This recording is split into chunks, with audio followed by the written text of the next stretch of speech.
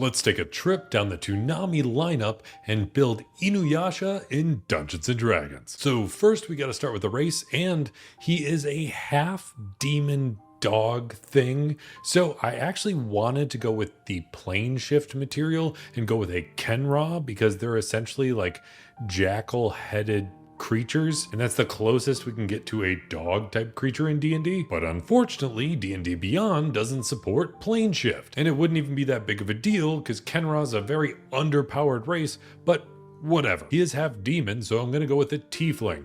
And I wanted to go with a specific bloodline for tiefling, because if you go with a bloodline of Zariel, you can actually get smites, which would be really good for Inuyasha, but they don't allow bloodlines in D&D Beyond either, because apparently that's outdated content and they got rid of it, which is very frustrating.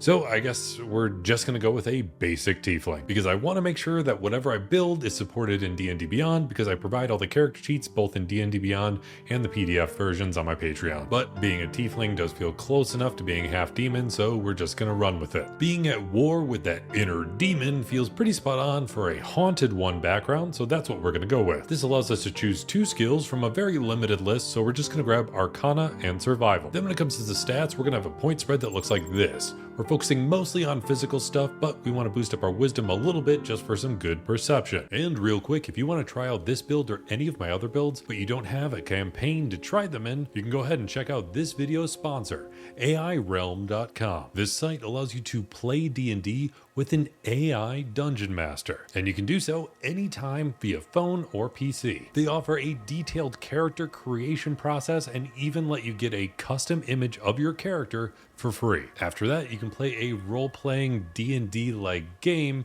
with a state-of-the-art AI dungeon master. If you're interested in that and want to help me thank the sponsor of today's video, and therefore somebody who's helping to support this channel, feel free to check out the link down in the description. But for now, let's get back to the build. Then when it comes to the starting class, I'm really focused on the abilities that Inuyasha has. He attacks with a big sword, and he has some particularly vicious claws. But first, let's focus on that big sword that he's swinging around. So we're gonna go with a fighter. This allows us to have proficiency in all weapons, all armor, and shields. So we can start off with a great sword, even if when it's not empowered it looks more like a long sword, but we're thinking about what you look like in combat, and that's a pretty massive sword, so a great sword works best. Becoming a fighter gives you saving throws in strength and constitution, and you get to choose 2 skills. So we'll grab perception and athletics. At first level of fighter, you get to choose a fighting style, and I want to make sure we're pretty good at swinging around a really big sword, so we're going to choose great weapon fighting. This makes it so whenever you're dealing damage with a weapon that you're wielding with 2 hands, any dice that you roll, if you roll a 1 or a 2, you get to re-roll that damage, but you have to use the new roll. And if you're using a greatsword, you're automatically rolling 2d6. So having more dice to roll and having more chances to re-roll that means that it's going to boost up your damage pretty regularly. Also at first level of fighter, you get second wind. So in the anime, Inuyasha does have some accelerated healing abilities. So second wind is going to help with that. This allows you to use your bonus action to regain some hit points equal to 1d10 plus your fighter level. But you can only do this once per short or long rest. At second level of fighter, you get action surge. So now once per short or long rest, you can take 2 actions in a single turn. But knowing Inuyasha, he's probably just going to use that to attack a bit more often. At third level of fighter, you get a martial archetype, otherwise known as a subclass. And because of the overall style of the anime, and specifically Inuyasha himself with his general outfit and everything, it's definitely a samurai style. So that's what we're going to choose for our subclass. Samurai. This gives us an additional skill, so we're going to grab Insight because you have the wisdom to help that out a bit extra, and you get the feature Fighting Spirit. This allows you to use your bonus action to give you advantage on all of your attacks for the turn. When you do so, you also gain some temporary hit points. Right now it's only 5 temp HP, but at 10th level you get 10 HP, and at 15th level you get 15 HP. You can only use this feature 3 times per long rest. At 4th level of fighter, you get an ability score improvement. So with swinging around a very huge sword, we're going to go ahead and boost up our strength by 2 points. Then at 5th level of fighter, you get extra attacks. Now you can attack twice per action, and don't forget, you have Action Surge, so that can bump it up to 4 times, and if you use your bonus action to give yourself advantage, that's advantage on all 4 attacks. Then at 6th level of fighter, you get another ability score improvement. So we're going to go ahead and max out that strength as quick as possible. Then at 7th level of fighter, you get another feature from being a samurai called Elegant Courtier. So now when you make a persuasion check, you can actually add your wisdom modifier. And you also get proficiency in wisdom saving throws, which is really helpful for a lot of spell saves. Then at 8th level of fighter, you get another ability score improvement.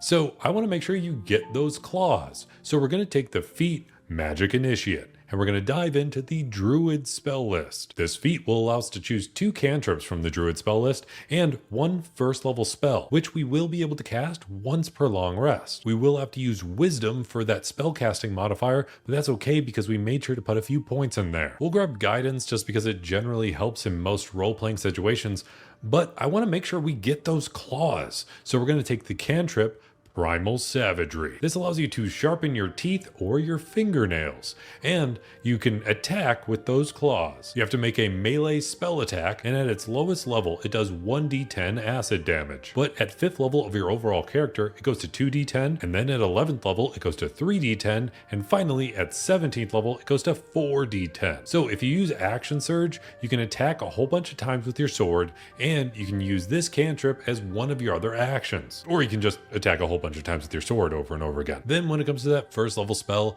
I was tempted to grab Fairy Fire because it's kind of good to just have advantage on so many attacks, but you already have easy access to that thanks to being a samurai. Long Strider is kind of nice because it boosts your movement speed and you're pretty much all melee attacks for this build, so that would be super helpful to get into combat a little faster. But I want to make sure you can heal a little more on top of your second wind ability. So we're just going to grab Cure Wounds. Then at 9th level of fighter, you get Indomitable, allowing you to re-roll 1 saving throw once per long rest. Then at 10th level of fighter, you get another feature from being a samurai. And this one's called Tireless Spirit. So that fighting spirit feature allowing you to have advantage on all of your attacks for the turn. Well, if you're out of uses of that and you have to roll initiative for a new set of combat, you automatically get 1 more use back. Then at 11th level of fighter, you get another extra attack, bringing you to 3 attacks per action. Then at 12th level of fighter, you get another ability score improvement. So we're going to go ahead and grab another feat, because you're swinging a huge sword and I want to make sure we get the most out of that possible. So we're going to grab Great Weapon Master. This makes it so if you crit on an attack or you kill an enemy, you get 1 more attack as a bonus action, as long as you're wielding a pretty large weapon. And while you're swinging that weapon, you can sacrifice 5 points of accuracy for 10 more points of damage on every single swing. And don't forget, you can give yourself initiative, pretty much negating that -5 in accuracy. So if you use 3 attacks as your action and you use another 3 attacks as your action surge, that's an extra 60 points of damage just from this feat. Then at 13th level of fighter, you can use Indomitable 1 more time per long rest. Then at 14th level of fighter, you get another ability score improvement because fighters get the most ability score improvements out of any class in D&D. So we're going to keep it simple and boost up our constitution. Then at 15th level of fighter, you get another feature from being a samurai called Rapid Strike. So once per turn, if you have advantage on any of your attacks, you can give up advantage on 1 attack to get 1 more attack as part of that same attack action. You can only use this once per turn, but it's still pretty awesome to be able to get 1 more attack on top of everything else you already have. That means 4 attacks as 1 action,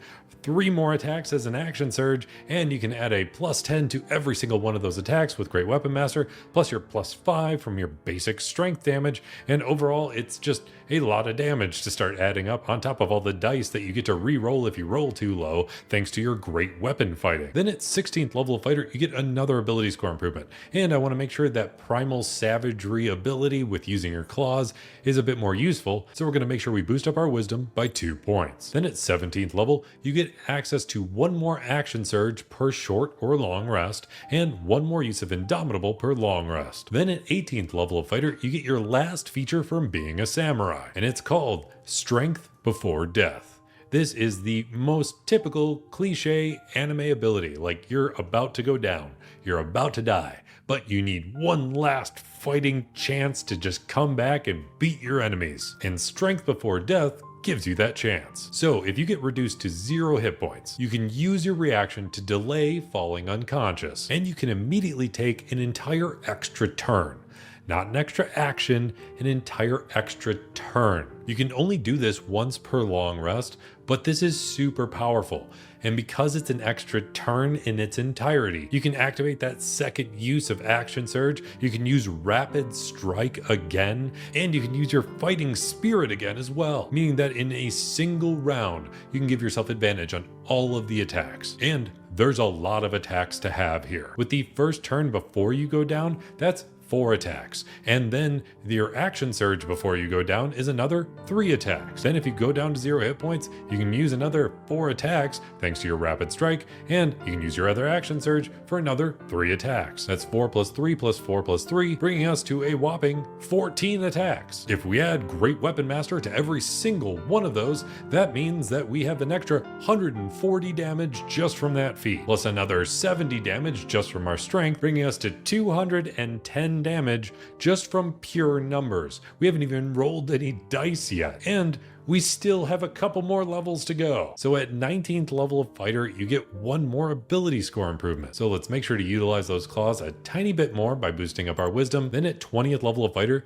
you get 1 more extra attack, meaning that your basic attack action gets 4 attacks. If you use Rapid Strike, that's 5 attacks. So if we do the same combo of stuff, that's 9 attacks for a single turn, with 5 from the initial attack action thanks to Rapid Strike, and then another 4 thanks to Action Surge. Then if you go down to 0 hit points, you get to do all of that again, meaning that you have 18 attacks. That is 180 extra damage just from Great Weapon Master.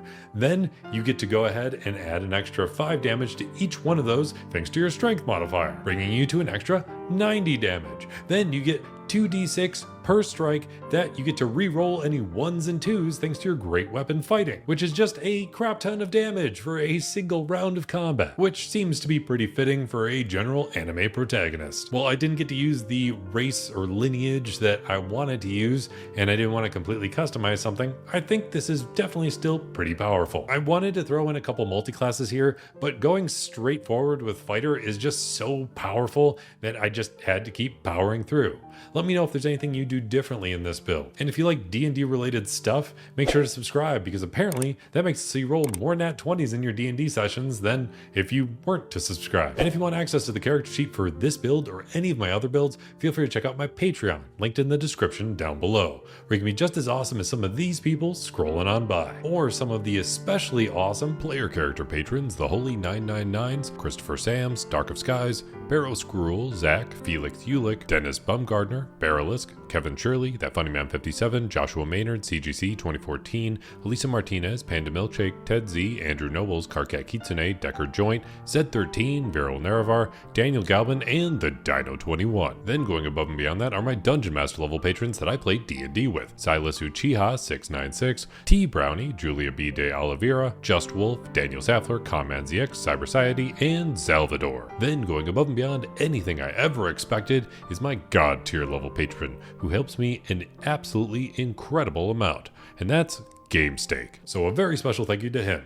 And if you made it all the way to the end of this video, let me know by hitting that like button. And I'll be here hoping you roll at least 3 nat 20s in your next D&D session, especially if you want to go the retro anime route and play as Inuyasha in your next session of Dungeons & Dragons.